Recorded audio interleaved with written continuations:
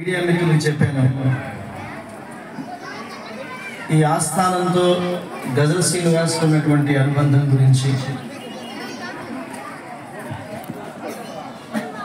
ఒక పక్క కాళహస్తీశ్వరుడు, ఒక పక్క ఈ దర్గా.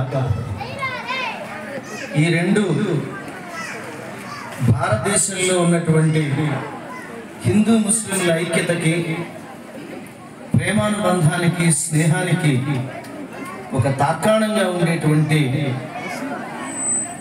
ఈ దర్గా, ఆ దేవాలయం. ఈ దేశానికి ఆత్మ హిందూ ముస్లింల ఐక్యత. ఈ దేశం విడిపోయినప్పుడు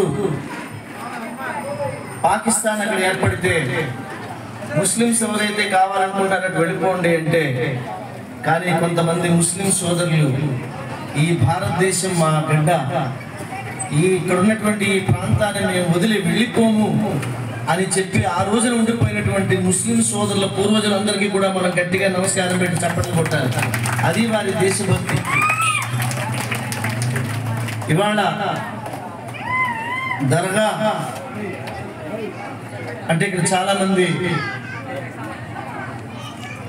సిద్ధర్లు, సనాతన ధర్మంలో సిద్ధర్స్ అని అంటారు. సిద్ధర్లు వాళ్ళు జీవితం అంతా కూడా తపస్సు చేసి, మన కోసం తపస్సు చేసి, ఈ ప్రపంచం అంతా బాగుండాలి అని మన కోసం ప్రార్థన చేసినటువంటి యోగులు ఆఖరిగా నివసించేటువంటి ఈ స్థలం, ఎప్పటికీ ఉండే నివసించేటువంటి స్థలం ఈ దర్గా. అందుకనే చాలా చోట్ల దర్గాలు ఒక రాత్రి నిద్ర చేసి ప్రొద్దున్నే ఆ స్వామికి నమస్కరించుకుని వెళితే మనం అనుకున్న కోరికలు తీరతాయని ఒక పెద్ద ప్రతీక. ఇవాళ కాళహస్తి దర్గా కూడా అంత మహిమాన్వితమైనటువంటి దర్గా మన కాళహస్తి దర్గా.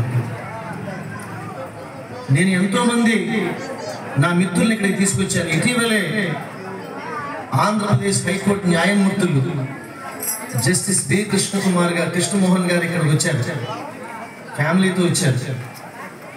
చాలాసేపు ఇక్కడ కూర్చున్నారు, ఎంతో సాంత్వనంగా ఫీల్ అయ్యారు. సులేష్ తసల్లి అంటాం కదా, తసల్లి ఆయనకి ఇక్కడ దొరికింది. సుకూన్.